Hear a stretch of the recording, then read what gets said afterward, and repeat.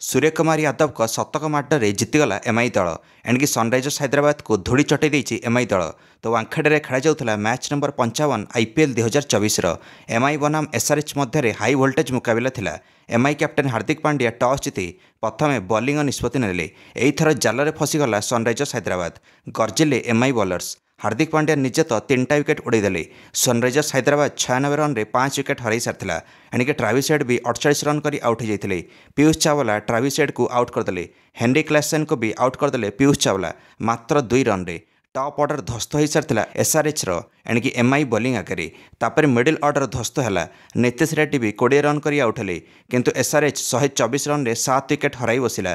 तापर SRH captain PAT Cummins संभाली नेले इनिंग्स एणिकी 17 बॉल रे 35 रन योगदान दे शेष जाए लढ़िले पैट कमिन्स। 2टा छक्का 2टा चौका सहित एसआरएच इनिंग्स को 173 रन रे पहुंचाई देले पैट कमिन्स। निर्धारित 20 ओवर रे 8 विकेट हराई जसप्रीत बुमरा मध्य गोटे विकेट नहीं निज 4 ओवर रे 23 रन ही देथिले। एमआई तरफ एमआई आगे 174 रन टार्गेट थिला। बॉल बहुत स्विंग होता पिच भल सहायक होता बॉलर्स मानी एणिके लगुला एमआई दल जितब कि नहीं।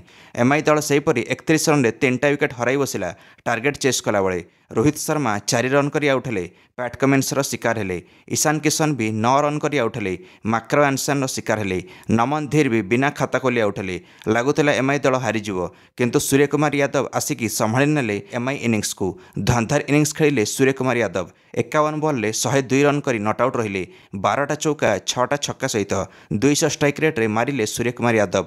सबुआडे बुली तोड़ी मारुले सूर्या एणिकी मार्को एंडरसन गोटे ओवर तो 22 रन काटिदेले सूर्यकुमार यादव। 2टा छक्का 2टा चौका मारिले मार्को एंडरसन को। मिस्टर 360 सूर्या पूरा एसआरएच कैप्टेन पैट कमिन्स को कंदई देले निज बैटिंग द्वारा। सूर्यकुमार यादव निज आईपीएल द्वितीय शतक मारिले एणिकी टी20 क्यारियर निज 6षष्ठतम शतक मारिले। चलित आईपीएल चतुर्थ भारतीय बनिले सूर्यकुमार यादव जे शतक मारिदेले। एणिकी तिलक वर्मा सहित पार्टनरशिप करें और मैच भी जिताइले सूर्यकुमार यादव। 7 विकेट रे एमआई जितला मैच 18 ओवर रे। तिलक वर्मा 37 रन योगदान देले एणिकी प्लेयर ऑफ द मैच पाइले सूर्यकुमार यादव। एमआई मैच जीति 9 नंबर स्थान रहा पॉइंट्स टेबल।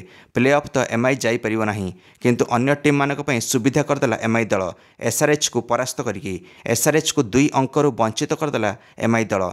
एसआरएच प्रथम 5 मैच जीति जाइथिला 7 मैच रु किंतु गत 4 मैच रे मात्र गोटे ही विजय हासिल करछि।